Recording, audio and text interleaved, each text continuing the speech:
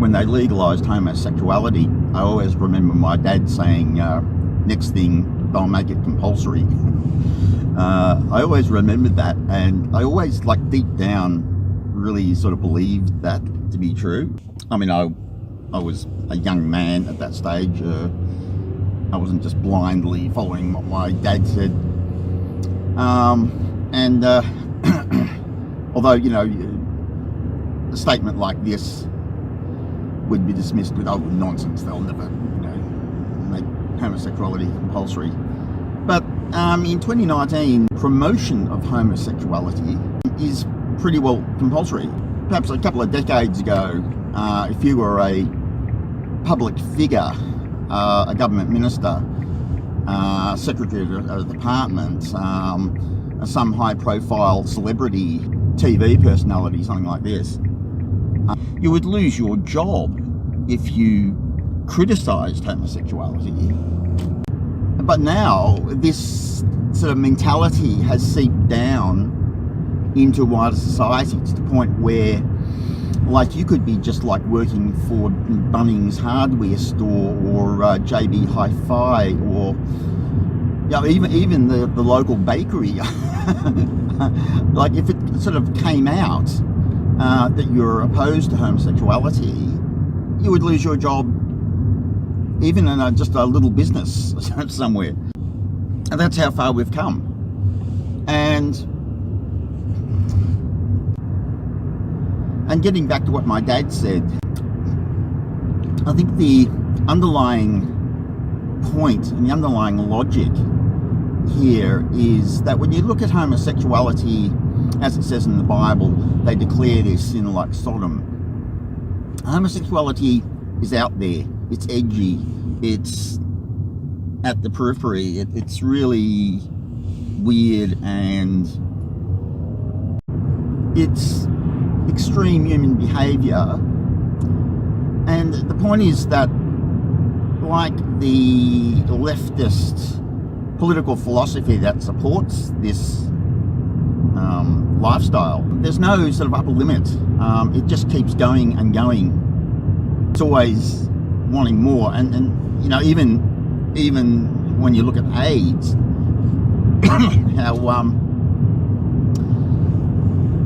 how homosexuals reined in their behaviour when the AIDS epidemic came along. Within a few years, homosexuals were still engaging in sexual or so-called sexual conduct without taking safety measures, to the consternation of the medical establishment. And this just reinforces what I'm saying, that when my father says something like, next thing is I'll make it compulsory, you've got to understand that this is, they would, if they could get away with it. And I remember back in the 1970s, there was a book written by an Australian author, actually, and it was called The Homosexualization of America, which I just did a double take. I mean, what do you want America to become a nation of homosexuals? Do you kind of conceive of this being a plausible political objective? You know, I mean, that was the point that really kind of got me. How do you write? I've never read the book, but I mean, how do you propose a political program to turn America into a homosexual nation? You know, maybe I should get around to reading the book one day, because it might explain what's going on now. But the point is that homosexual politics is never going to be satisfied. They want it all. And it's like homosexual conduct itself. There is no constraint operating here on any level.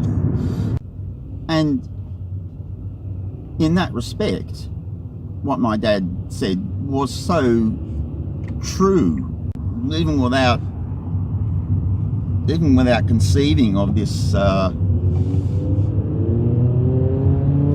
this edifice of homosexual politics, which was pretty kind of rudimentary back then.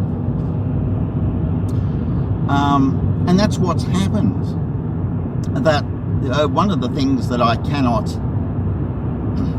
deal with is conservatives, as I've dealt with in other videos, how conservatives who support homosexuality, and many of them do, and I mean the homosexual politics they support, which they get straight from the leftist playbook.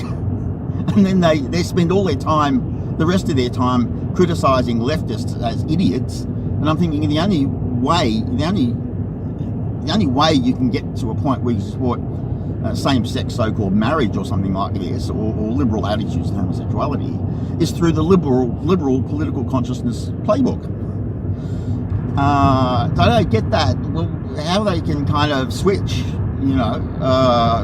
flip, from a common sense view over here to having a political concept of liberalized attitudes to homosexuality that comes straight from the leftists that they spend all their time criticizing. And it really is. I mean, there's no conservative reason where you could have any attitude you like to the homosexual person you know, or some homosexuals you know, or I don't really care what they do as long as they keep it to themselves. But that's not it. They're basically buying the whole kind of politicization of homosexuality. And to all you conservatives out there who should be working to conserve family life and traditional values, what is gay marriage going to do for Australia? Correct our trade imbalance, sort of solve the national debt, solve our energy problems. What great advantages is it's going to, what great blessing is it's going to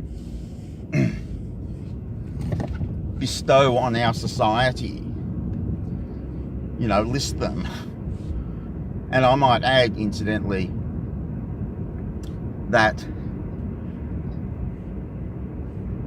there have been people in our society since the 60s have been working their butts off to destroy traditional marriage. For example, through the Family Law Act of 1975, there used to be concepts of, you had to prove some fault in order to break a marriage because it was a bedrock institution in society. And our Whitlam Labor government turned marriage into a recreational pursuit. And these people had been desperately working to undermine marriage as a constraining institution of middle-class morality. And who do you think were the leading lights of the same-sex marriage campaign over recent decades? Exactly the same people, radical leftists who wanted to undermine marriage, and then they turn around and have the gall to talk about the sanctity of same-sex marriage, like as if they could care about the sanctity of actual marriage, much less same-sex marriage.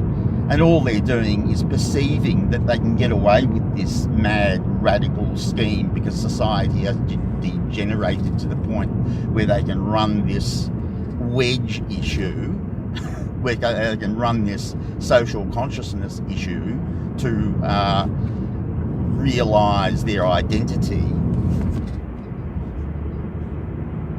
as social justice activists.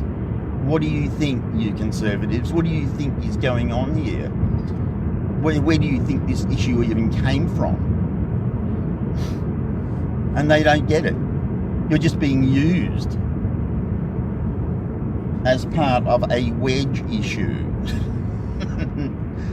And ask yourself again, yes, Australia really needs gay marriage. I mean, gee, how did we survive without it?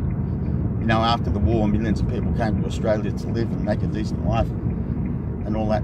And we didn't even have gay marriage back then, How pathetic is that? I mean, what an awful society it was. I mean, how could you possibly tolerate living in a society like that?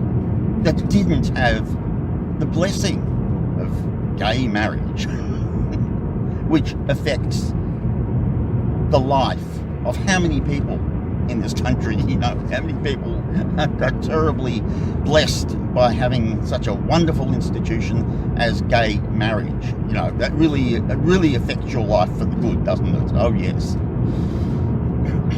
I have explained in other videos, and I dare say will again, how marriage is not an artificially constructed social institution. It comes about through the imperative of men and women getting together to propagate offspring and to look after offspring, and that is why we have marriage. I have explained previously, it's not just some idea, but I don't want to go down that path now.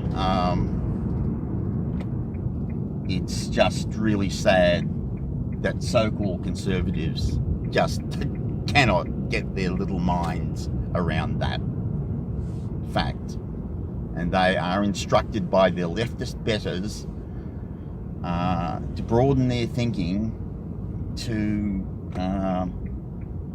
combat any kind of concept of reality that you can think of. It doesn't matter what you think about making homosexuality illegal. Again, I am very, very impressed by what they've done in Russia under Putin.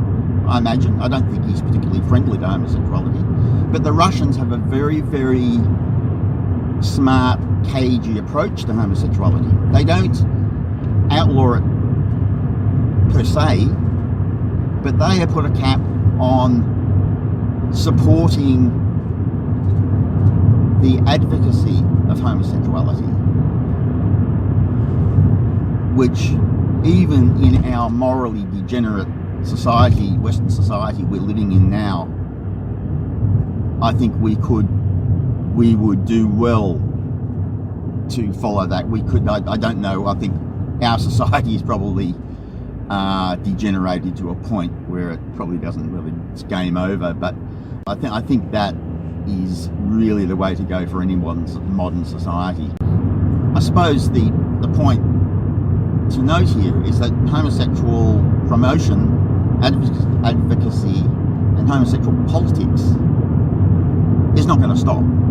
It's just going to keep going until they've got it all. Whatever all means doesn't really matter, because they're just going to keep going until somebody says stop. And that, in that sense, homosexuality is going to keep on becoming more and more compulsory. I'm sorry to report. And I look to the day that I don't think is going to be too far away when they will start effectively legalizing pedophilia through messing around with age of consent laws. And when they legalize pedophilia, people will say, well, what problem did we ever have with that? And I remember there was a similar sentiment about same-sex so-called marriage. After it gets established, people will say, what problem did we ever have with that? Well, on so many different levels, this really doesn't work. To begin with, you'd have to go a good country mile for the average person to find a happily so-called married same-sex couple. You have to sort of look under every rock and cranny for that. But studies have shown that so-called homosexual, so-called married couples are essentially non-monogamous, almost totally non-monogamous, whereas you get very high levels of fidelity, even in our society, among men who are married, among women who are married. But homosexuality in its nature, I mean, you know, it's just all about multiple partners and so on. So you do get a very, very low level of monogamy among, I'm not just talking about homosexuals who are in, you know, long-term relationships. It's just quite ludicrous to compare the same-sex so-called marriage and actual marriage, and that these figures, you know, really bear that out. That you're talking about cheese and chalk. But to homosexual advocates, I would say, enjoy it while it lasts, because it ain't gonna last. Because that big wheel of social values just keeps turning, and one day, for a variety of reasons, we're going to turn back to traditional values, and the fun will be over. So enjoy it now, and never forget that the morally depraved Roman Empire was followed 1,000 or so years later by the buttoned up Victorian Empire. You might almost say that in a way I feel a little privileged to be living in such an idiotic society that's going to have to face and confront its own idiocy, and that will be a day to behold. A day to look forward to. Jonathan Mika has discovered physical proof for the existence of God. The secular state wants to silence him and keep the secret from getting out. Is Mika's discovery the greatest revelation in history? Find out more in The Beast of Babylon, available from Kindle Books. For more information, visit the website dan234.com.